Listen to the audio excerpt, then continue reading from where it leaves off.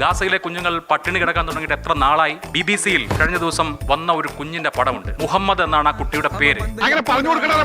ആ കുട്ടി അമ്മയുടെ തോളിൽ കിടക്കുകയാണ്. എന്നിട്ട് നമ്മൾ നോക്കുമ്പോൾ ഒരു എക്സ്റേ ഷീറ്റിലേക്ക് നോക്കുന്നത് പോലെയാണ്. എല്ലുകൾ എണ്ണി എണ്ണി എണ്ണി ഇടുക. അതൊരു ഭയങ്കര വെടിയാണ്. ആ കുഞ്ഞ് ധരിച്ചിരിക്കുന്നത് ഒരു പ്ലാസ്റ്റിക് കവറാണ്. ഇതാ തന്നെ പറഞ്ഞതാണ് മുഹമ്മദ് ഹനീഫ് എന്ന് പറഞ്ഞ ആ കുട്ടിയുടെ കാര്യം. അത് ഇന്നലത്തെ പത്രത്തിൽ അവർ തന്നെ ന്യൂയോർക്ക് ടൈംസ് തിരുത്തി വാർത്ത കൊടുത്തിരുന്നു. നേരം വെളുത്ത് ഇത്രയല്ലേ ആയുള്ളൂ. ഞങ്ങൾക്ക് തെറ്റിപ്പോയി. ആ കുട്ടിക്ക് പട്ടിണിയുടെ പ്രശ്നമല്ല, അതിന് സെറിബ്രൽ പാൾസി എന്ന് പറയുന്ന രോഗവും പിന്നെ ഹൈപ്പോക്സിയയും കൂടെ വന്നിരിക്കുന്നുമുണ്ട്. ഒരു കൈവതം നാറ്റിക്കരുത്. അതിന് തന്നിരിക്കുന്ന രോഗാവസ്ഥയാണ്. അത് ഞങ്ങൾ തെറ്റിദ്ധരിക്കപ്പെട്ടത് കൊണ്ടാണ് വാർത്ത കൊടുത്തതെന്ന് പറഞ്ഞു കൊടുത്തു. അങ്ങനെയൊക്കെ വഴിയില്ലോ. പക്ഷെ അങ്ങനെ വന്നല്ലോ. നോക്കാം. ആ ദിവസങ്ങളോളമുള്ള പട്ടിണി, ആ പട്ടിണി സഹിക്കാതെ ക്യൂവിൽ വെയിലത്ത് കരഞ്ഞു നിൽക്കുന്ന മനുഷ്യരുടെ തലയ്ക്ക് നോക്കി വെടിവെക്കുന്ന ഇസ്രായേൽ ഡിഫൻസ് ഫോഴ്സിനെ നീതിയുടെ ഏത് അളവുകോൽ വെച്ച് അളക്കും? ഇത്രയും വലിയ മനുഷ്യത്വ വിരുദ്ധത ലോകത്തെ ഏതെങ്കിലും യുദ്ധത്തിൽ ഉണ്ടായിട്ടുണ്ടോ? താങ്കൊണ്ടോ ഈ നുണ നട്ടു നോക്ക്.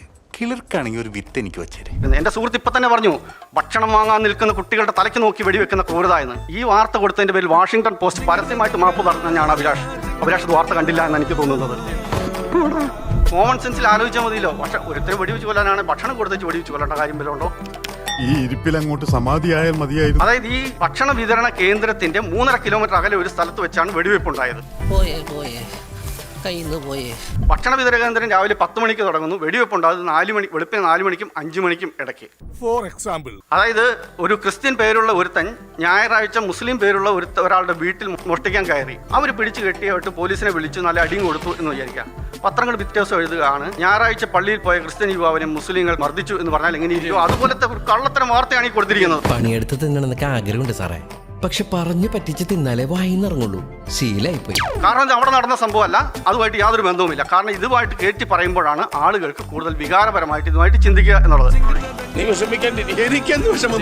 എനിക്കൊരു വിഷമമില്ല.